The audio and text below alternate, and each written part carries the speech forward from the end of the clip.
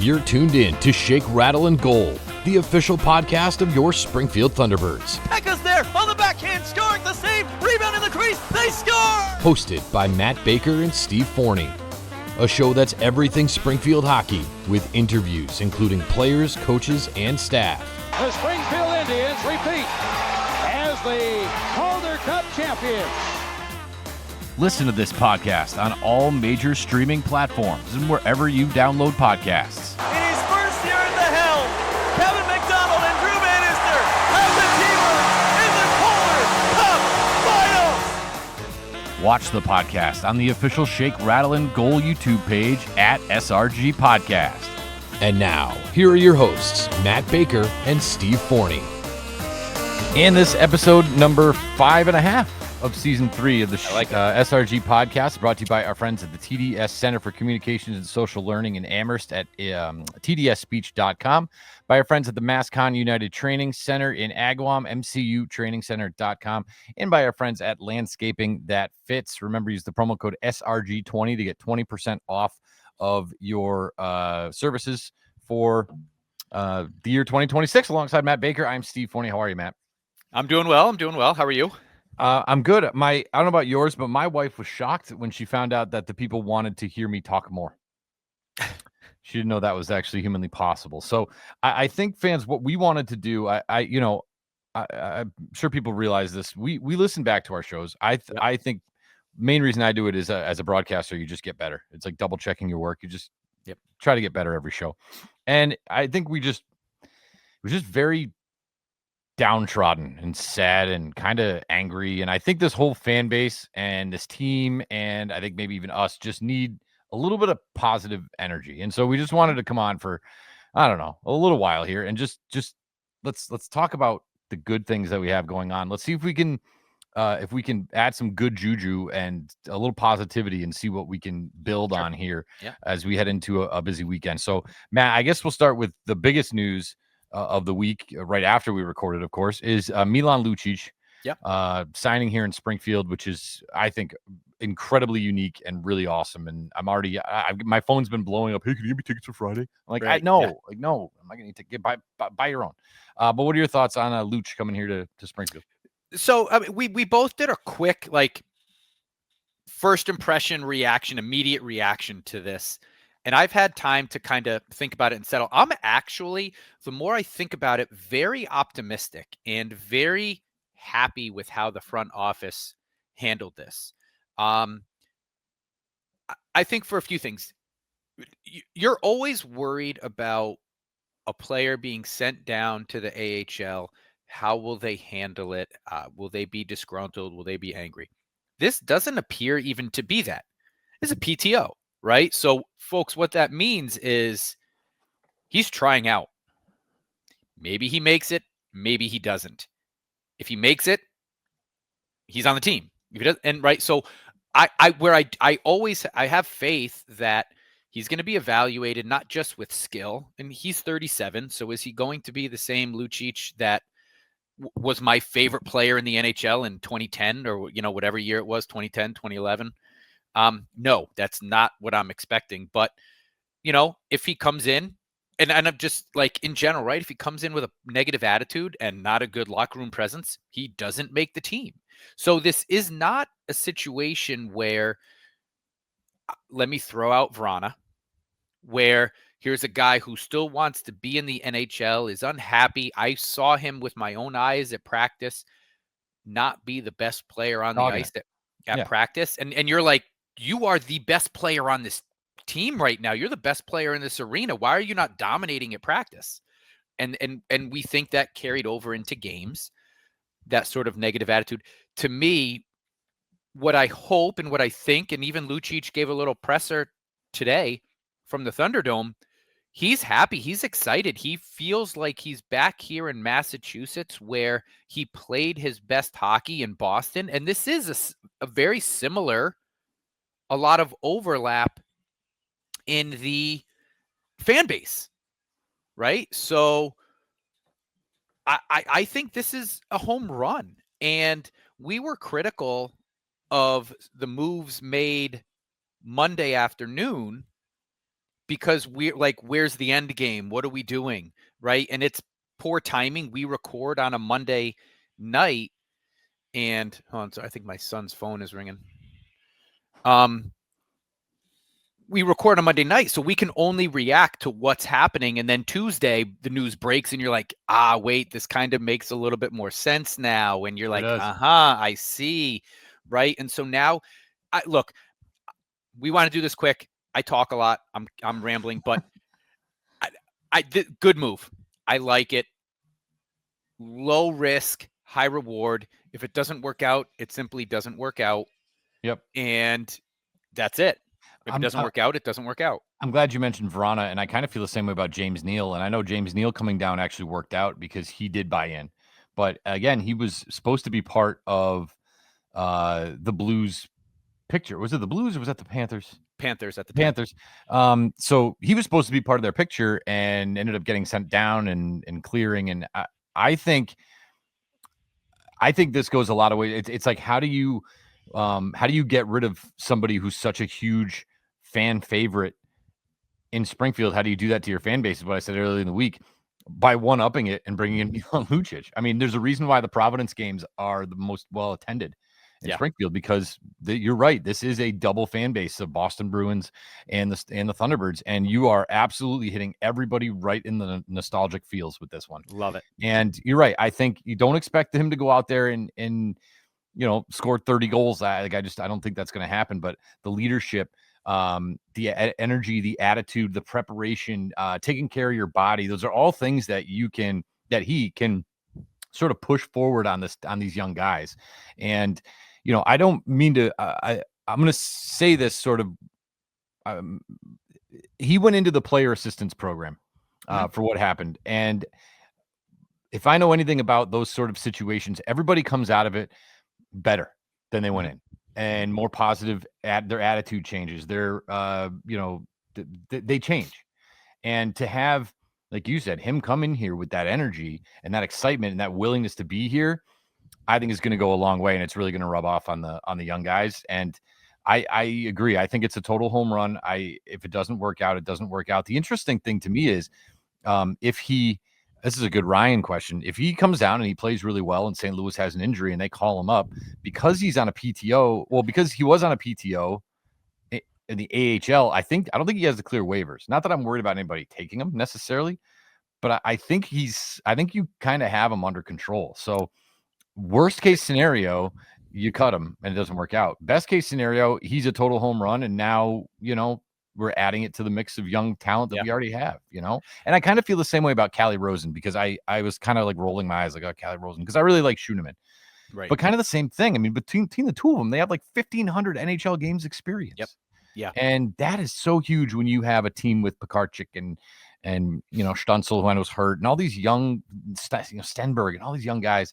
Boy, is that's just really such an add to what you already have going on here. Different perspective, different viewpoints on things. So I think it's a home run. I think that the Thunderdome is going to be absolutely on fire figuratively this weekend.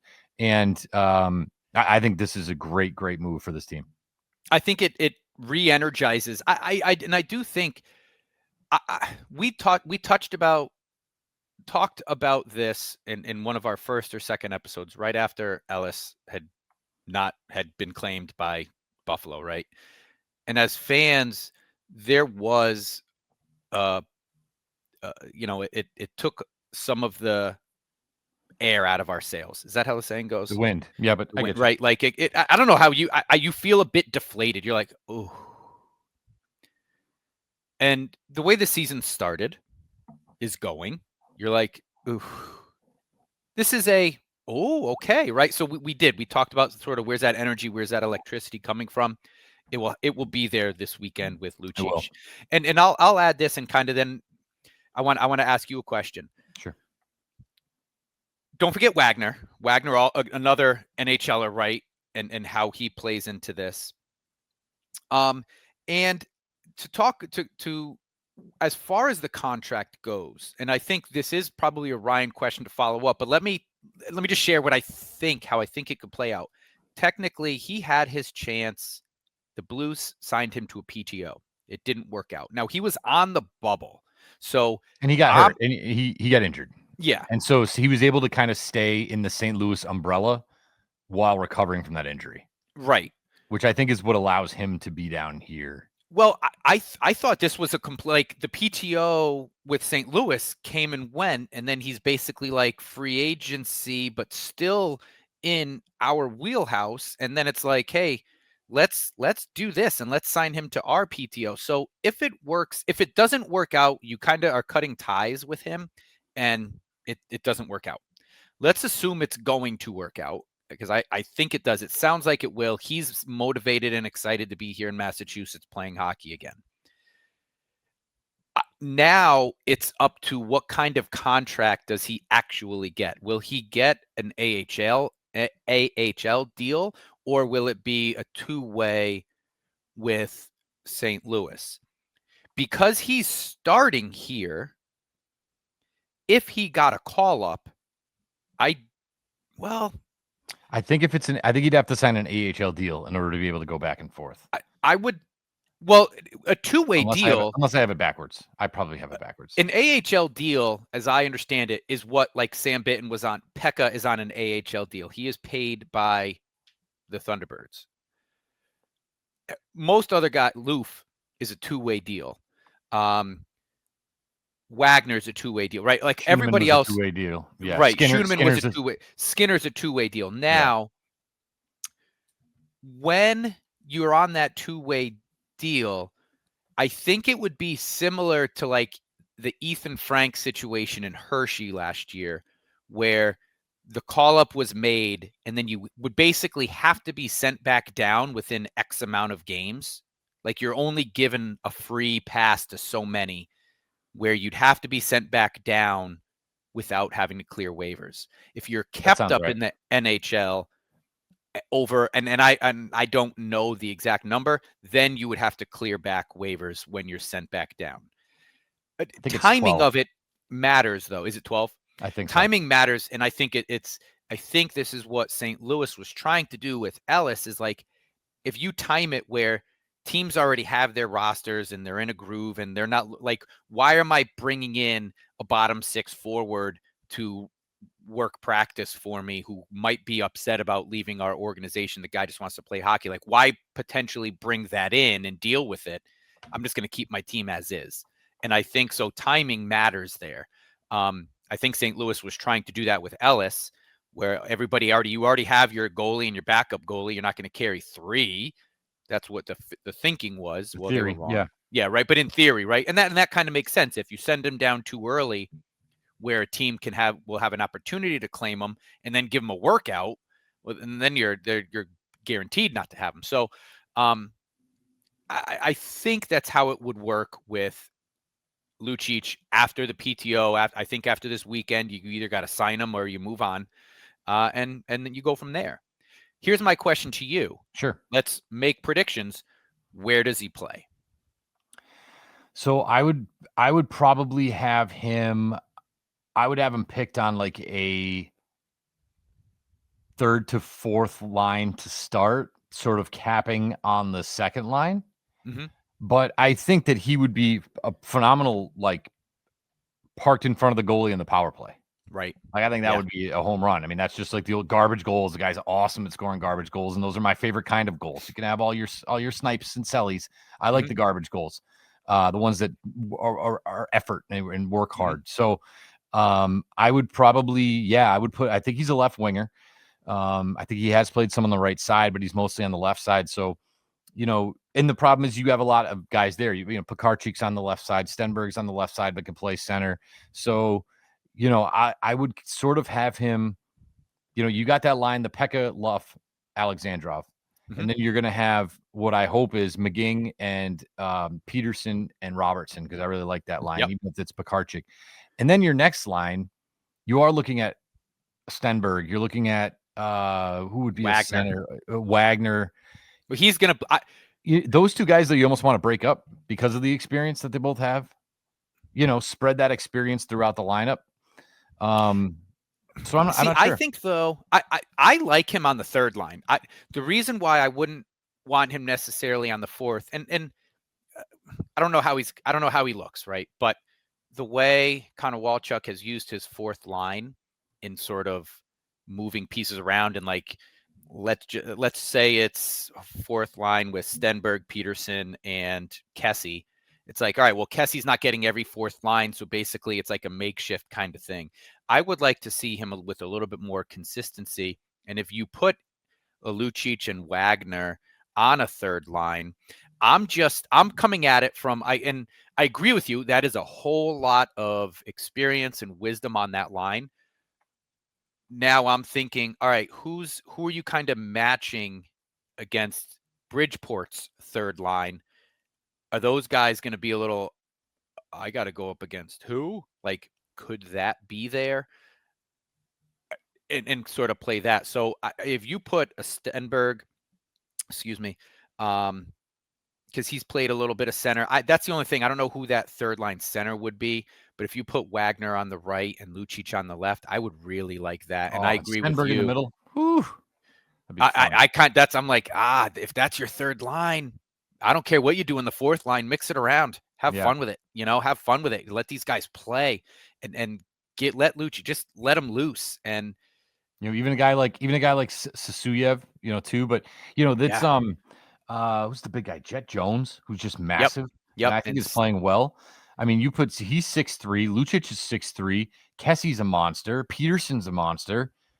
So if you put any of that combination on your third line or your fourth line, holy smoke! I mean, that is now you're just going up against a bunch of freight trains, really. So it's exciting. It's exciting, and I think that's the whole point of why we wanted to do this tonight, was just because we want to bring that positive energy, that vibe back. Because I could tell in the Dome it was early, like the fans were on the team early, and I'm not saying they shouldn't have been, but they were really on the team early in that game, and I think the fans need a shot of positive energy. Anybody I know some of the Thunderbird staff listen to this. Maybe you guys just need a little shot of positive energy. That's what we're going to try to do.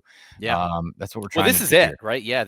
I think this is it. And it is exciting. But what's interesting too, and sorry to interrupt, but you can, shot in the arm comes in a lot of different ways. Like those 5-game winning streaks, 6-game winning streaks, they come in a lot of different ways. Like what flips that switch for you? And sometimes it can be something like this, where a roster has a new player come in that has the experience and the age and all this stuff.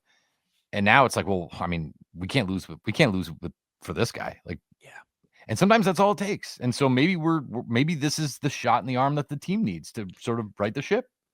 What happened last year? I mean, last year the team didn't get off to a 1 win in 8 games start, but it was a slow start last year. Yeah. And then what happens when you add Matt Luff? Yep. Happened last year. Changer. I'm not saying that this team is rattling off 10, 12 wins in a row. I'm not saying that, but I think the energy will be there. And I think it's all good stuff. And if you look at the beginning of the week as a whole, from just a strictly hockey standpoint, I'm not talking about, and I mean this to no disrespect to Schooneman, to Rosen, to Sam, or to LOOOOCH. Like, it's not about them as people, but we're talking about just a hockey.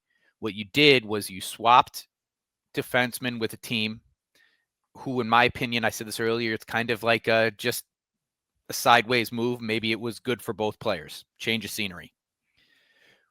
You lost a fan favorite player who didn't play as much, who had a certain specific role to play, and that role, physical aggression, fight. That was his role on the team. You lose that, and now you're adding a potential every night. At his age, at 37, maybe you're not playing every 3-3, but a penciled in every night third line player who can be on your power play 1, like you were saying, who can be on certainly on your power play 2.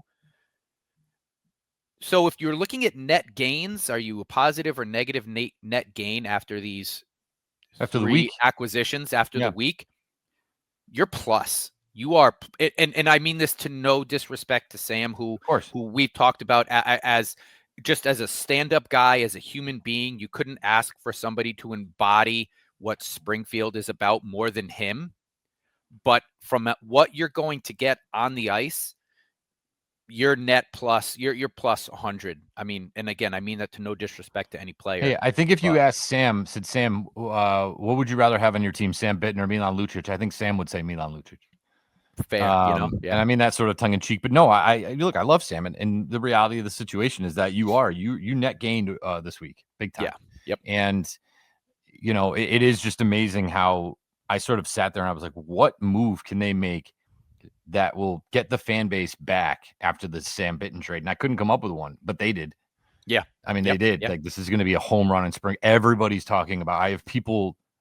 Milan Lucic is in Springfield. People are sending me Facebook messages that I haven't talked to in a decade. They're like, is he really on the team? Yeah, he's on the team and he's dressing Friday from what they said. Unless anything happens in the next 48 hours, he's playing Friday night.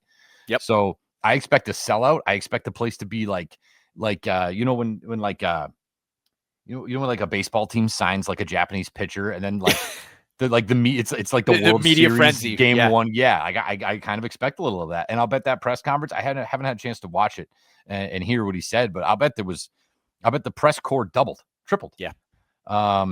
So this is going to be great. This is why we wanted to sit down and do this, because I'm pumped. I'm excited. I'm so excited for this weekend. I'm excited for the energy. I'm excited to see the team. I want to see line combinations, and I want to see who's with what and what it all looks like. And that, that first big hit, or God forbid it happens, Lucic drops the gloves at center ice. It is going to be the roof's going to blow off the Mass. Does he start? I hope so, because nothing would make me happier than saying, "Welcome to Springfield, number 12, Milan Lucic." He's wearing my favorite number. Yeah, I never have purchased a jersey. I've been lucky to been gifted some, but I've never purchased one. And I was like, Drew, do I get my employee discount on a number 12 Lucic jersey? Like, I want one. I just want one. So yeah, it's exciting. The whole thing's exciting. And so I hope that this 20 minutes here, folks, gets you excited for the weekend. If you're watching on Flow Hockey, you're going to be in the building. Let's come at it with just positive energy, and let's hope that this is the move that just changes everything. Yeah. So I'm with you. I think I think if you read the room, you got to start him. You could skip maybe a few shifts after that if he needs the legs and all that. You got to start him. The crowd has to hear his name. They got to hear you call his name. Welcome to Springfield, number 12. And then it's going to be welcome back to Springfield, Calle Rosen. I would put them both in the starting line. Let them both. Exactly. Let them both have the start. You're right. You are right. And let's not take away what Calle Rosen did for this team in the past and the type of player he is now. But yeah, you're right. They both should absolutely start. Just make sure he knows the rule that you can't fight off the face-off. Because I don't need him getting thrown out 4 seconds in. That would just be the worst. So I don't plan on that happening. So we want to thank our friends at MassCon United Training Center. They're at mcutrainingscenter.com, by our friends at TDS Center for Communication and Social Learning. They are at tdsspeech.com, and by our friends at Landscaping That Fits. No fan rants today, but we'll still shout them out anyway. Again, that code SRG20 to get 20% off your 2026 fertilizing program with our buddy Rob at Landscaping That Fits. So thank you guys for enjoying our episode number 5.5. We're not going as long as we usually do, because it's just a shorty, but let's get those positive vibes. Yeah. Let's start feeling good. Let's turn this thing around. It is barely mid-November. We have so much time. It's not even 6 days in. Let's take that momentum that we've built this week and just start hammering. Let's go. And it's 2 games against Bridgeport, a team we know very well, a team that we just played and lost in a shootout. So, you would hope that are these acquisitions at least worth 1 extra goal to get you over the hump in Bridgeport? I would say yes. I expect some points this week. I expect some W's this week. Will Cranley also is up. So I would expect him to be backing up Zarenko this weekend. Hey, let's go Thunderdome. Let's be loud. Let's go. Welcome back, Rosen. Let's go, Lucic. Let's go, team.